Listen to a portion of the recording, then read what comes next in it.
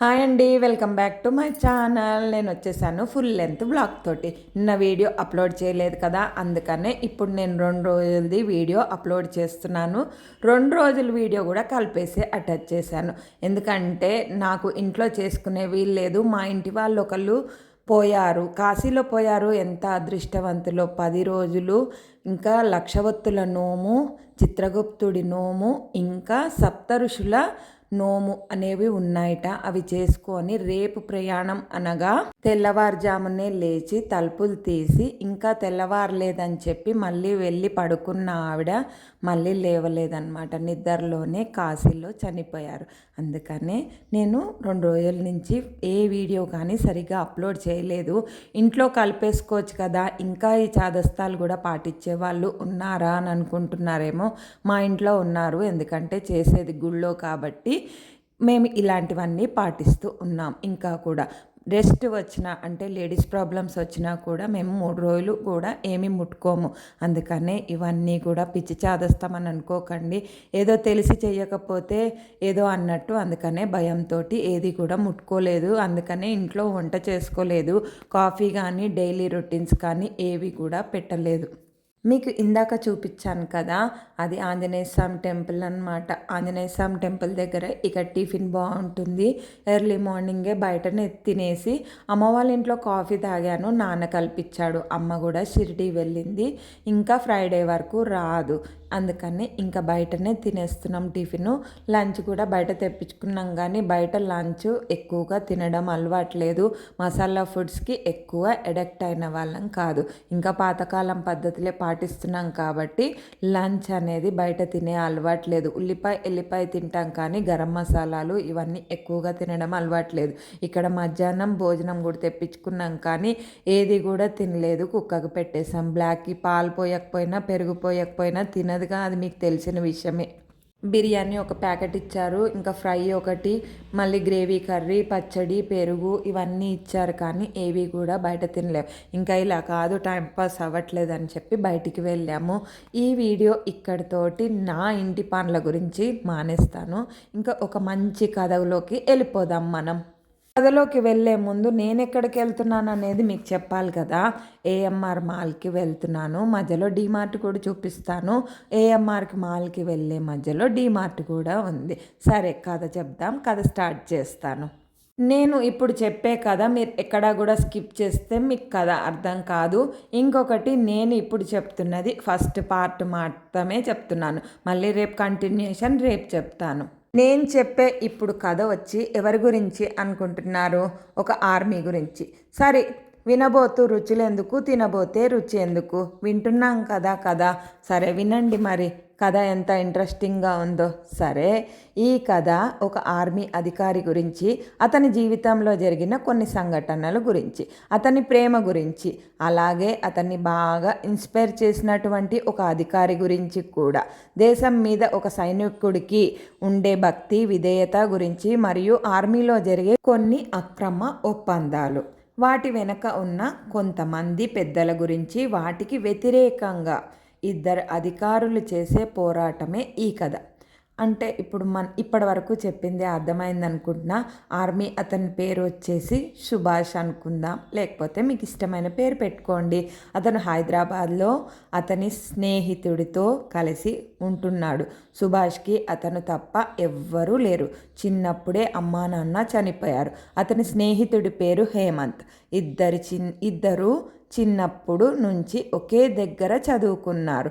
హేమంత్ ఒక సాఫ్ట్వేర్ కంపెనీలో పనిచేస్తున్నాడు. సుభాష్కి ఆర్మీలో పనిచేయడం అంటే చాలా ఇష్టం. చాలా కష్టపడి ఆర్మీ పరీక్షలు రాసి సెలెక్ట్ కూడా అవుతాడు. కానీ హేమంత్కి సుభాష్ని ఆర్మీకి వెళ్ళడం అంత ఇష్టం లేదు. కొన్ని రోజుల తర్వాత సుభాష్ ఆర్మీలో జాయిన్ అవ్వడానికి వెళ్ళేటప్పుడు ఇద్దరి మధ్య సంభాషణ జరుగుతుంది.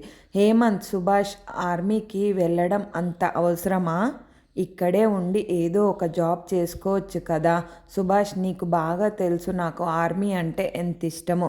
చిన్నప్పటి నుంచి నా ఆశయం ఆర్మీ అని నీకు కూడా తెలుసు. మళ్ళీ కొత్తగా అడుగుతున్నావేంటి ఈ సమయంలో? హేమంత్, అక్కడ పరిస్థితులు ఎలా ఉంటాయో నీకు తెలుసా? నీకేమన్నా అయితే అక్కడ సుభాష్, నాకు బాగా తెలుసు నా గురించి. నాకన్నా ఎక్కువగా ఆలోచించే వ్యక్తి నువ్వే. నాకు సపోర్ట్‌గా ఉండేది నువ్వే అనుకున్నాను. కానీ నువ్వు మాత్రం నాలో భయాన్ని నింపడానికి చూస్తున్నావు హేమంత్. అందుకే చెప్తున్నా, ఇక్కడే ఉండు. ఒక మంచి జాబ్ చేసుకోరా. అవసరమైతే మా కంపెనీలోనే నేను మాట్లాడి నీకు జాబ్ ఇప్పిస్తాను. సుభాష్, నేను జీతం కోసం ఆర్మీకి వెళ్ళడం లేదు. నాకు ఆర్మీలో పని చేయడం అంటే పిచ్చి, లక్ష్యం. అందుకే వెళ్తున్నాను. హేమంత్, ఆర్మీలో జాబ్ అంటే ఎలా ఉంటుందో తెలుసా? అక్కడ చచ్చినా తీసుకొని వెళ్ళే దిక్కు ఉండదు. ఒక్కొక్కసారి డెడ్ బాడీ కూడా ఎవరికీ దొరకదు యుద్ధం వస్తే. సుభాష్కి కొంచెం కోపం, నవ్వు రెండూ కూడా వస్తాయి. సుభాష్, ఇక్కడ సమస్య ఏంటో తెలుసా? 2 ఉద్యోగాలు చేసేటప్పుడు మాత్రమే ఎందుకు ఈ జాబ్ అంటారు. లాభం ఏమీ ఉండదు అంటారు. వ్యవసాయం, ఆర్మీ ఉద్యోగం. ఒకటేమో వ్యవసాయం అంటున్నాను, రెండోది ఆర్మీ ఉద్యోగం అంటున్నాను. పండించే రైతు, దేశం కోసం పోరాటం చేసే సైనికుడు. లేకపోతే ఈ దేశం ఆరోగ్యంగా ప్రశాంతంగా ఉండగలుగుతుందంటావా? ఈ దేశంలో లాభాన్ని ఆశించి కూడా చేసే 2 పనులు వ్యవసాయం, ఆర్మీ ఉద్యోగం. ఇవి మాత్రమే. ఎందుకు లాభం అనే ప్రశ్న వీటికే మాత్రం అడుగుతారు. ఇంకా ఆర్మీలో చనిపోతే అంటావు. ఒక సైనికుడు చనిపోయినప్పుడు పక్కన ఎవరు ఉండకపోవచ్చు. కానీ ఈ ఆర్మీ బట్టలు మాతో ఉన్నంత వరకు 130 కోట్ల భారతీయులు ఆశీర్వాదం, బలం మాతో ఉన్నంత వరకు చావు ఎప్పుడూ సైనికుడిని భయపెట్టలేదు. ఒక సైనికుడిని చావు ఎప్పుడు అతన్ని భయపెట్టలేదు. కేవలం ఓటమి మాత్రమే భయపెడుతుంది. ఎందుకంటే మేము ఓడిపోతే 130 కోట్ల భారతీయులు మా పైన పెట్టిన నమ్మకం కూడా ఓడిపోయినట్టే కదా. కాబట్టి ఈ డ్రెస్సు ఒంటి మీద ఉండి చనిపోవాలని ప్రతి ఒక్క సైనికుడి కోరిక. అలాంటి చావు కన్నా గొప్ప చావు ఇంకేమీ ఉండదు. హేమంత్, అలాంటి చావు రావడం నా అదృష్టం అని నేను అనుకుంటున్నాను. ప్రపంచంలో ఏ ఉద్యోగం చేసినా రాని గౌరవం, పొగరు, సంతృప్తి ఒక సైనికుడిగా చేసే ఉద్యోగంలో మాత్రం ఉంటుంది. హేమంత్, నన్ను క్షమించు. నాకు ఇప్పుడు బాగా అర్థమైంది నువ్వు ఈ జాబుని ఎంత ఇష్టపడుతున్నావో. కేవలం నీకేమన్నా అవుతుందని భయపడి అలా మాట్లాడాను. సుభాష్, నాకు తెలుసు హేమంత్ ఎప్పుడూ నా గురించి ఆలోచించే. నీలాంటి స్నేహితుడు ఉన్న తర్వాత నాకేమవుతుంది? అదే సమయంలో సుభాష్ హేమంత్ చేతిలో పేపర్స్ పెట్టి వాటి మీద సంతకం చేయమంటాడు. సుభాష్ గార్డియన్ హేమంత్ని సంతకం పెట్టమని ఇస్తాడు. సుభాష్ సంతకం పెడితే నువ్వు పెద్దవాడు అయిపోయినట్టే. హేమంత్, ఈ ప్రపంచంలో అందరూ తమని కాపాడుకోవడానికి ఒక హీరో ఉండాలి. కానీ అదే హీరో వాళ్ళ ఇంట్లో నుంచి వస్తాడు అంటే మాత్రం ఎవరూ ఒప్పుకోరు. నేను కూడా అలాంటి వాడినే.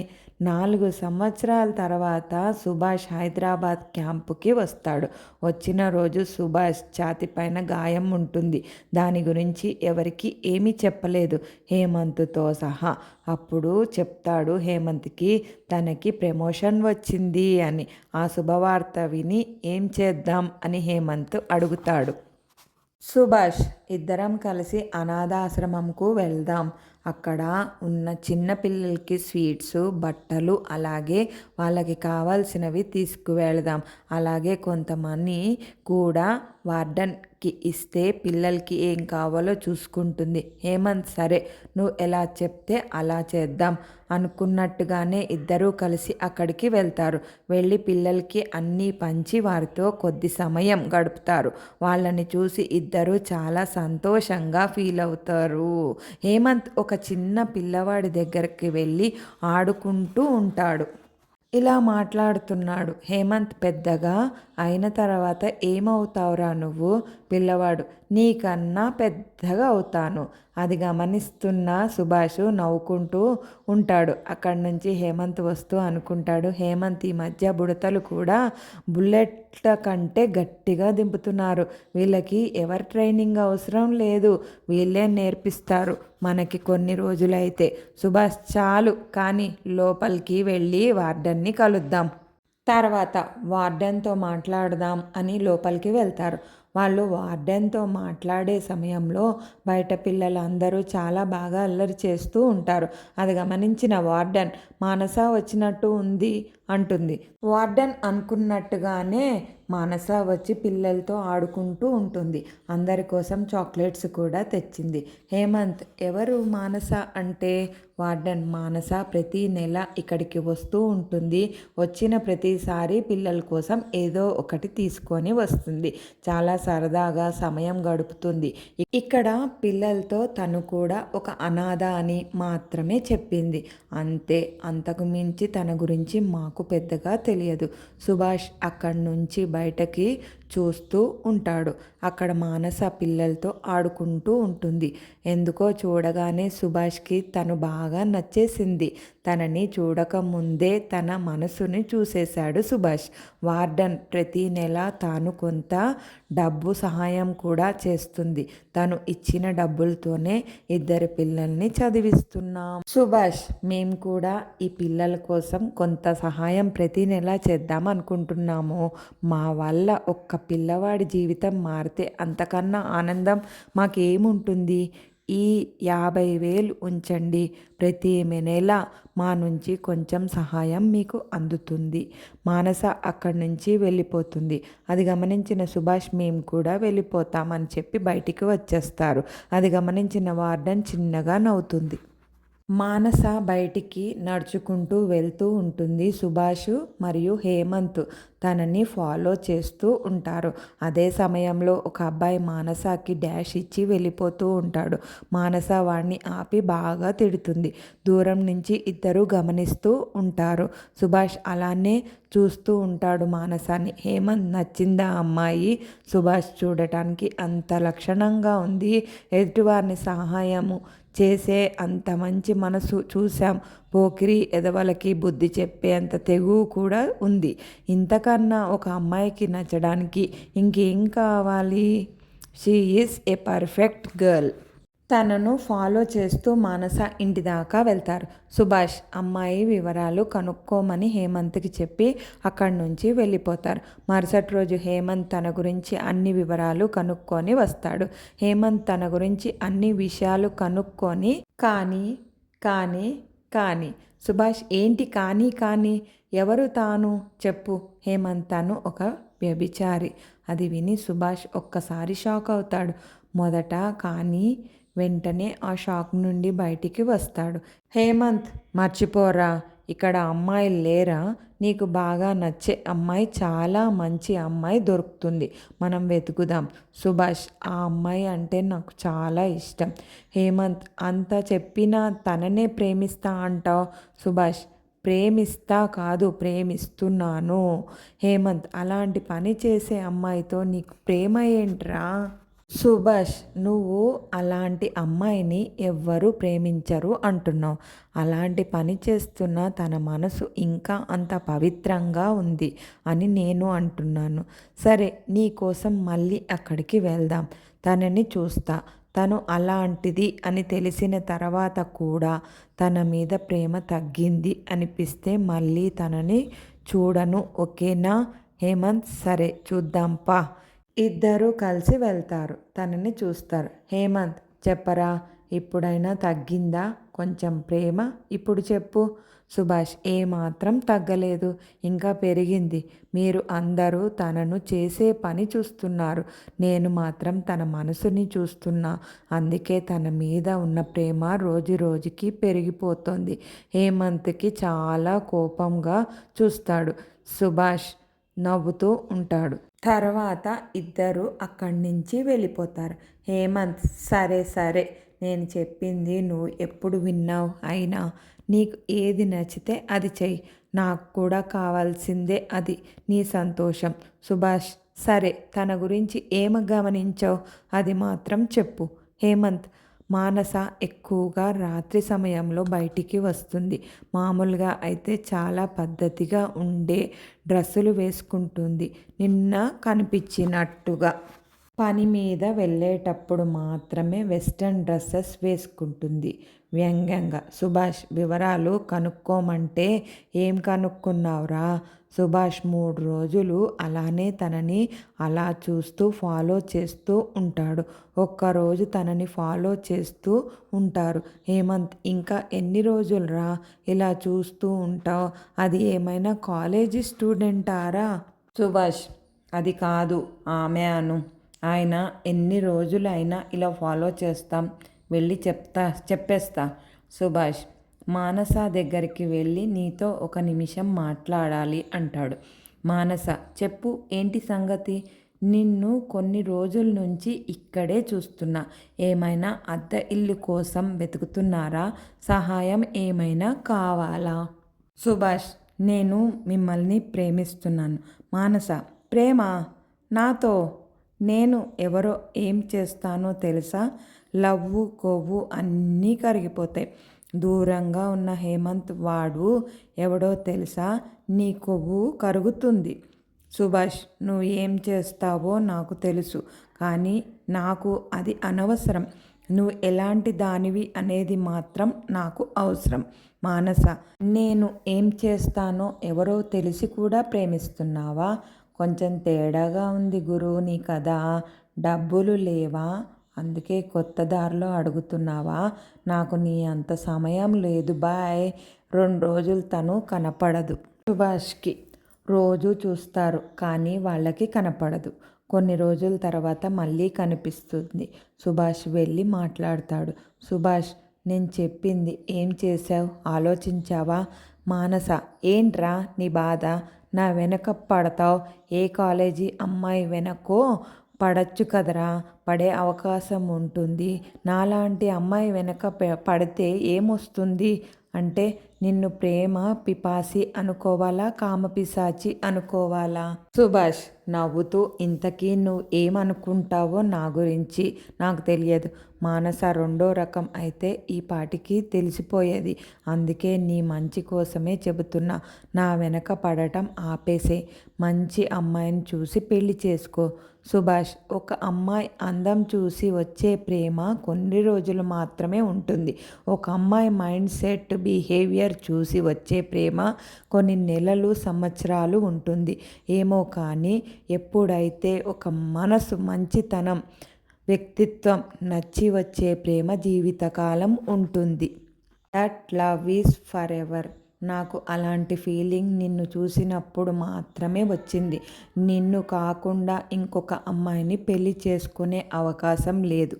మానస, మాటలు బాగానే మాట్లాడుతున్నావు, అయినా నా గురించి అంత బాగా తెలిసినట్లు మాట్లాడుతున్నావు. ఏం తెలుసు నా గురించి? సుభాష్ అప్పుడు తనని ఆశ్రమంలో చూసిన విషయం, అక్కడి నుంచి తనని ఫాలో అయిన విషయం, అప్పటి నుంచి తను అంటే ఇష్టమని చెప్తాడు. అది విన్న మానస ఒకసారి ఆలోచిస్తుంది, ఒకసారి కొంచెం పాజిటివ్ ఫీలింగ్ వస్తుంది, కానీ బయటపడదు.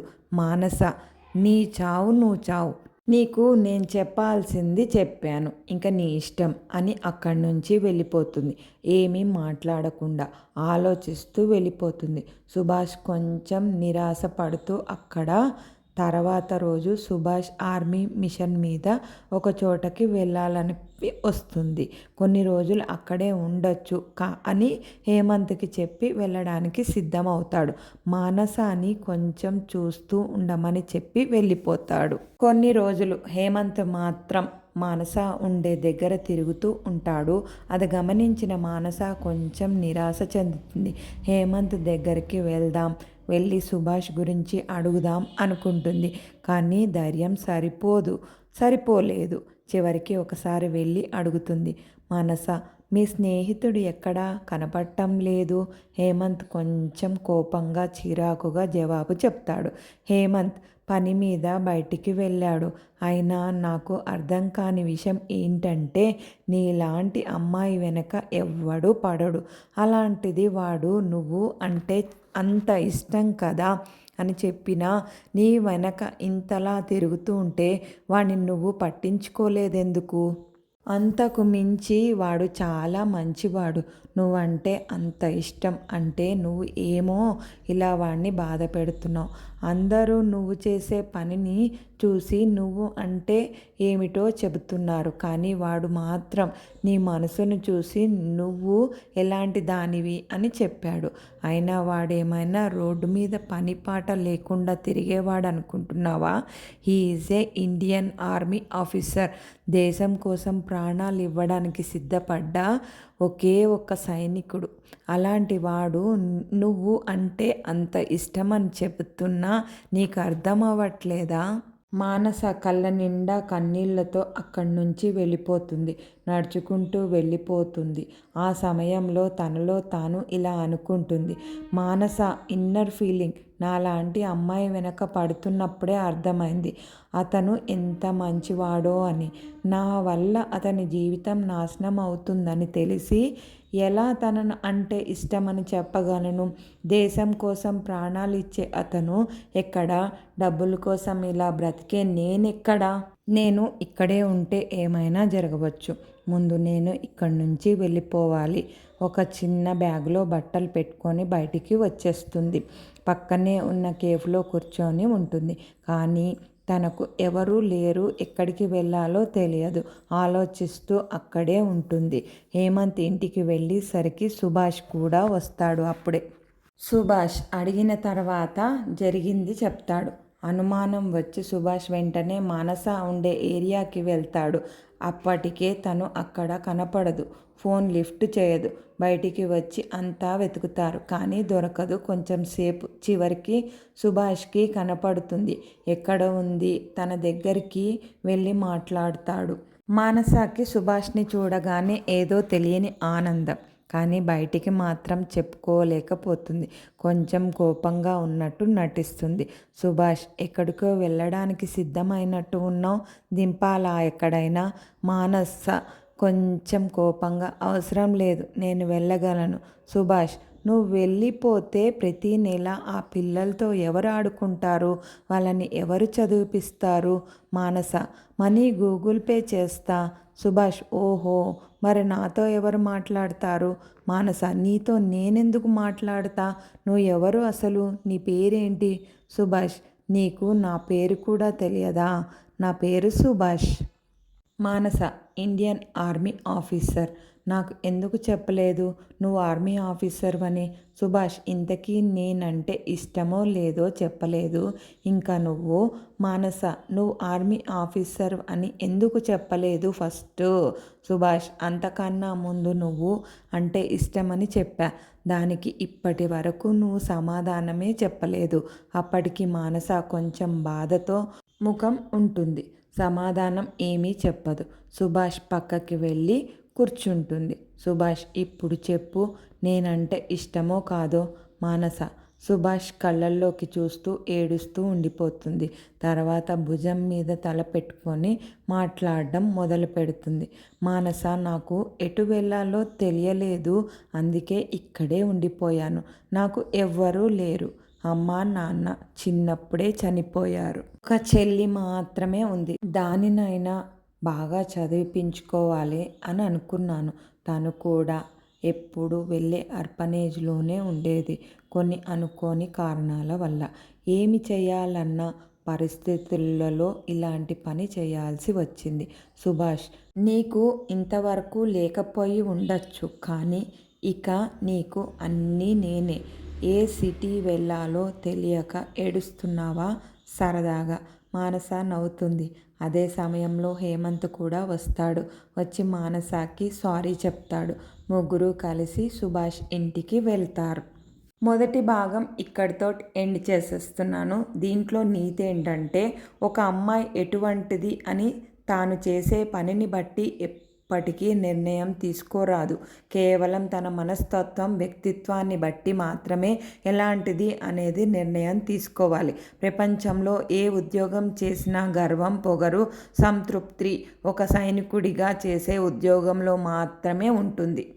మొదటి భాగం ఇప్పుడు చెప్పాను కదా, స్టోరీ పేరు చెప్తాను వినండి. నెవర్ జడ్జ్ ఏ ఉమెన్ అని పార్ట్లో నుంచి ఫస్ట్ది చెప్పాను, సెకండ్ది మళ్ళీ చెప్తాను. ఇంకా కూర చెప్తానని చెప్పాను కదా, షార్ట్లో చెప్పాను. ఇక్కడ ములక్కాడలు తీసుకున్నాను, 5 ములక్కాడలు తీసుకొని వస్తే నేను 2.5 ములక్కాడలు చేశాను, 2.5 సాంబార్కి అట్టే పెట్టాను. ఇక్కడ ఉల్లిపాయలు కూడా చిన్న చిన్న ఉల్లిపాయలు ఉంటే కూర బాగుంటుంది.